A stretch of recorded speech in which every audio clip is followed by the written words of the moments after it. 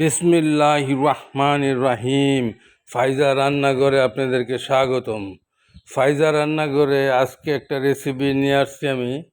সেটা হচ্ছে সমোসার রেসিপি। সমোসা বানাবো। হ্যাঁ, সমোসাটা আমি একটু ব্যতিক্রম করবো। এই যে আমি সবাই ময়দা দিয়ে বানাই, আমি আটা দিয়ে বানাবো। এই দেখেন আটার মধ্যে আমি পানি দিছি। হ্যাঁ, আটার মধ্যে পানি দিয়া অল্প একটু তেল দিয়ে আটাটা আমি ময়দা নেব। আমার দিক দিয়ে আটাটা আমি ময়দা নিতেছি, দিতে আপনার ভিডিও করে আপনার দেখাইতেছি আমি পুরটা কীভাবে বানাই। হ্যাঁ, এই যে পুর বানাইবার জন্য আমি প্যানের মধ্যে তেল দিয়ে দিছি। এখন আমি এই যে তেলের মধ্যে তেলটা গরম হয়েছে কিনা দেখা এই যে পেঁয়াজ দিয়ে দিলাম। এখন এই পেঁয়াজগুলা দিয়া আমি সুন্দর মতো লাড়াচাড়া দিয়া এখন এর মধ্যে আমি আলুটা দিয়ে দিব। আপনারা দেখেন একদম সহজ রেসিপি, একদম মানে যে কেউ করতে পারবেন, আহামরি কিছু না। হ্যাঁ, আমরা যত মনে করি যে এত কিছু না। এই যে আমি দেখেন আলুটা করে নিছি, পেঁয়াজের মতোই আমি তা দিয়ে দিলাম। আর কাঁটা চামচ দিয়ে আমি মুরগির যে আপনার বকের মাংসটা হাড্ডি ছাড়া, বোনলেস যেটা বলে, ওটা আমি নিছি। ওটা নিছি আমি 200 গ্রাম একটু বেশি, 250 গ্রামের একটু কম নিয়ে আমি ওই পুরটা আর কি এই পুরের মধ্যে দিয়ে দেবো চিকেনটা। এই যে আমি দেখেন তো আদা রসুন 2 চামচ দিয়ে দেবো। ওই যে 1 চামচ দিচ্ছি, এই 1 চামচ আদা রসুন। তবে এইটা অনেকে আপনার দেখবেন খেয়াল করে ম্যাগি মশলা দিয়ে করে। আমি আগে পরে ম্যাগি মশলা দিয়ে করছি, বিভিন্ন কায়দায় করছি, নিজের হাতে বানানো মশলা দিয়েও করছি। কিন্তু আমি এখন একটু ব্যতিক্রম করে করতেছি, যেহেতু আমি আটা দিয়ে করতেছি। এই যে দেখেন আমি চিকেনটা দিয়ে দিলাম, কুচি কুচি করে কাটার চামচটা ছাড়াইয়া দিয়ে দিছি। আমি ব্যতিক্রম যেটা করবো, আপনার কাবাবের একটা মশলা আছে, প্যাকেট কিনতে পাওয়া যায়। আমি ওখান থেকে আপনার এক এক থেকে 1.5 চামচ ব্যবহার করবো কাবাবের মশলা আর গোলমরিচ। আর অন্য কিছুই ব্যবহার করব না। আপনারা এই জিনিসটা যদি খেয়াল রাখেন, তাহলে এই যে আমি একটু পানি দিয়ে দিছি, আমার এটা মিশতেও যেহেতু সময় লাগবে, এতক্ষণে পানিটা শুকাই দেব। হ্যাঁ,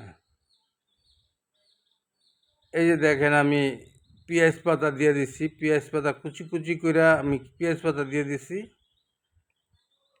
সাথে আমি কুচি কুচি করে আপনার কাঁচামরিচও রাখছি, একদম কিমার মতো করে কাঁচামরিচ দিয়ে দেবো।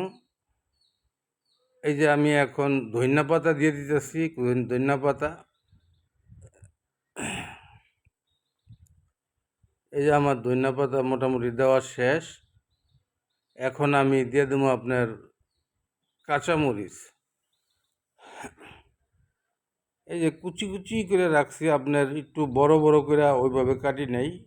আপনি কুচি কুচি করে দিলে কি হয়, পুরাপুরি একটা সমোসার মধ্যে দেখা গেছে বাচ্চারাও খাইব, একটা বড় পড়ে গেল কাঁচামরিচের পিস, তখন ঝাল লাগে। হ্যাঁ, এখন এমন সিস্টেম হয়েছে আপনার মানে একটা কামড়ে পড়ব না। এই যে দেখেন আমি পরিমাণ মতো নুন দিয়া এই যে আমার মানে কেরামতি আমি যেই মশলাটা বললাম, এটা হচ্ছে আপনার কাবাব মশলা। হ্যাঁ, এটা দিয়ে আপনার একবার কইরা খাইয়েন, এটা একটা আনকমন এবং সেই লেভেলের মজা। এই যে দেখেন আমি এখন গোলমরিচের ফাঁকি দিয়ে দিতেছি। আমি এই যে 1/2 চামচ আরও দিব, 1/2 চামচ, 1 চামচ দিব মোট। হ্যাঁ, এই মোট 1 চামচ দিছি আমি গোলমরিচ।